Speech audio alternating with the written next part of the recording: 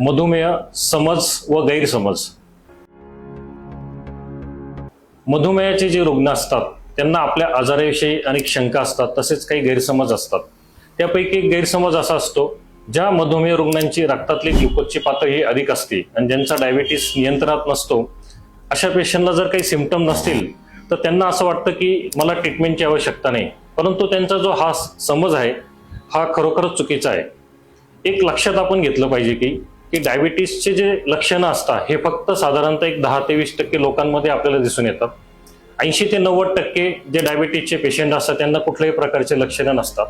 तसेच जर तुमच्या रक्तातील ग्लुकोजची पातळी अधिक राहिली आणि तुमचा डायबिटीस हा दीर्घकाल अनियंत्रित राहिला तर तुमचे आपल्या शरीरातले जे महत्त्वाचे अवयव असतात, उदाहरणार्थ हार्ट, किडनीज आणि डोळे तसेच इतर अवयव याच्यावर विपरीत परिणाम होऊ शकतो आणि हे अवयव कायमस्वरूपी निकामी होऊ शकतात.